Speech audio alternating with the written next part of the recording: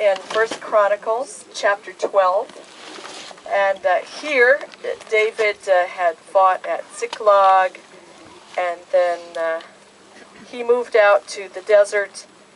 And there's an apt description of this place. Here it is in verse 8, 1 Chronicles 12, verse 8. Some Gadites joined David at the stronghold in the wilderness. So that pretty much nails it down. If you read it in Hebrew, it's called the Mesada Midbar.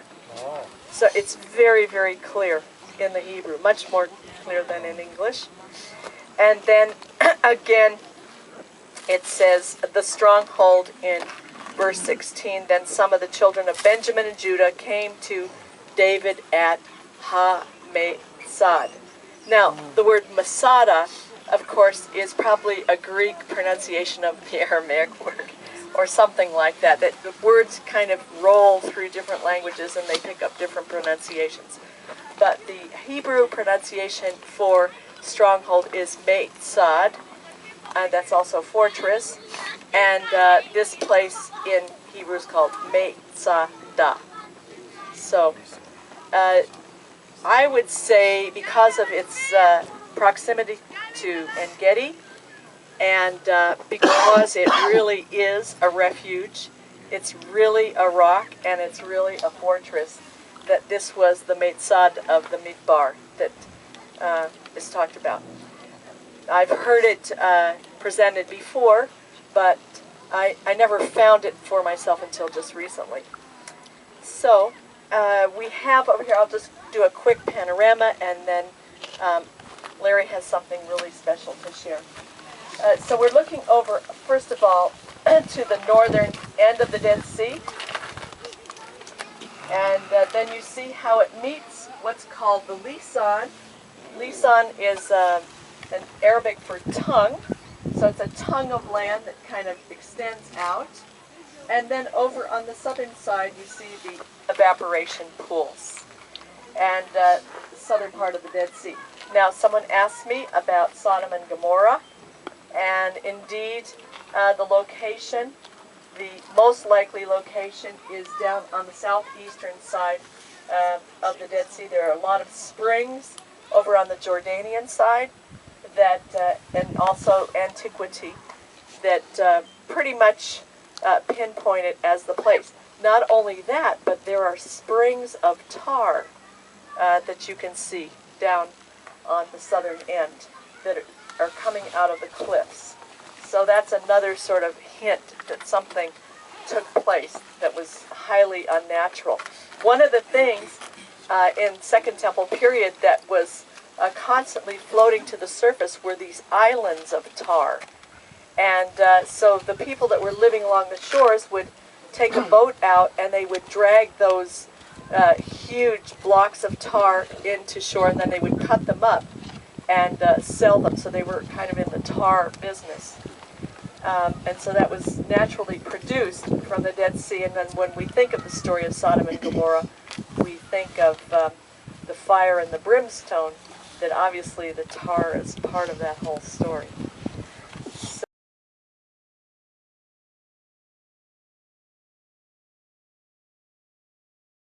So much that I could say, would you permit me to do a Paul Harvey? The rest of the story, this is for the Jordan group, but I think it'll be of general interest to all of you. As we were motoring across the way, coming up the King's Highway, I left a puzzle for our Jordan group. And the puzzle I put to them was this. In the book of Ruth, it says, in the days when the judges ruled, there was a famine in the land, and a man from Bethlehem in Judah, together with his wife and 2 sons, went to live for a while in the country of Moab. Look, directly across. That is the highlands of Moab, and especially toward the north. I think we might be able to see where the Arnon empties into the Dead Sea. Can we see that? I would put it, I think I see it. Is that it? I think that is the Arnon. Can you kind of see? Do you want binoculars? That's okay. Okay. Keith, can you tell? There's a huge canyon in Wadi. I would say at about 2 o'clock. That one. I think he's right. That's pretty much what I said. Where's 12 o'clock? Oh, I'm sorry, 12 o'clock here. Very good. Who's that? A little bit to the right, Keith, a little bit more to the right. See if you can see a whitey coming out there. Well, let's pretend like that's what it is. Yeah. And that is the boundary, the border. And Moab is to the north of that, and then to the south you get to the land of the Edomites. Okay. Now my question was, if there was a famine in Bethlehem, lack of rain, why in the world would you move farther out into the desert, past this place, for heaven's sakes, and go over there and be able to live? Did you figure that out? The Jordan people are still scratching their heads. And then I said, I talked about, this is for Garrett's benefit, I talked about a thing called the adiabatic curve. Oh, now we're down to footnotes here. Adiabatic curve is simply the description of an equation which, if you plot it, you have a kind of pattern where you have that a curve, okay? And here's what it is. Flowing air that rises every 1,000 feet will cool 2.5 degrees Fahrenheit. Every 1,000 feet it cools. So let's imagine that we're down there on the Mediterranean, Caesarea. The moist air is coming in, and it's got to rise at least, well, at the Mount of Olives, 2,700 feet. Then it crests and drops. We come down here to the Dead Sea, and it's 12 to 1,300 feet below. That's about a 4,000 foot drop. So the curve works the other way. For every 1,000 feet of descent, 2.5 degrees warmer. So as it cools and it's moisture laden, what's going to happen on the western slopes? Precipits. When it arches over, and look above, if you can see above you, see these clouds over here this way? What happens when they get out over here? And now, see over there in Moab? Look where they're regathered, because why?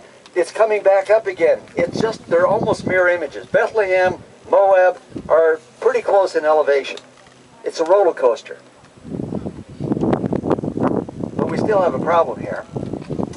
If there's no moisture coming in on the front end, it's not going to drop, and it didn't drop in Bethlehem. Now it's dropping down in here. Where does it get moisture for over there? The Dead Sea. Sucks it right up. And sure enough, now it may not be a lot of rain, but it'll be enough for barley. There was grain in Moab. There was none in Bethlehem.